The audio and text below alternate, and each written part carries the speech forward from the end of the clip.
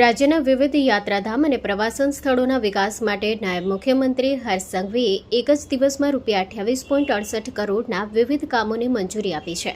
આ મંજૂરી હેઠળ જૂનાગઢના ઐતિહાસિક ઉપરકોટ કિલ્લામાં પ્રવાસીઓની સુવિધા માટે નવા પાર્કિંગ સ્થળ અને 2 આધુનિક લિફ્ટની સ્થાપનાના કામોને મંજૂરી અપાઈ છે.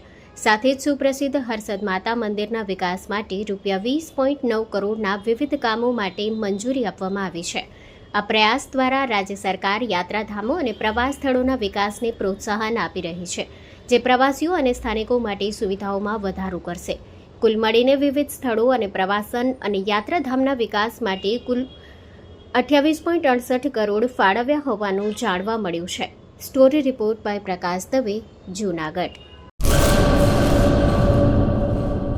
પેઢીઓની પ્રીત જ્યાં વિશ્વાસનું છે નામ, કલા અને સંસ્કારનું ગૌરવવંતું આથા. 5મી પેઢીના વારસામાં ઝળકે સોનાની શાન, મોક્ષા એટલે અંતરની શ્રદ્ધા અને સાચું સન્માન. 5 પેઢીનું આ સાથ સદાય અમર રહેશે. 5 પેઢીનો અતૂટ વિશ્વાસ એટલે કેરાનું ઘરેણું મોક્ષા જ્વેલર્સ. ગામ કેરાના હૃદય સમાન અને વર્ષોથી આપણી સંસ્કૃતિને દાગીનામાં કંડારનાર મોક્ષા જ્વેલર્સની મુલાકાતે આજે જ્યારે શૈલેષભાઈ શાંતિલાલ સોની આ પેઢીના 5મા વારસદાર તરીકે ગાદી સંભાળી રહ્યા છે, પણ વડવાઓના આશીર્વાદ અને ગ્રાહકોનો અપાર પ્રેમ પણ ઝળકે છે.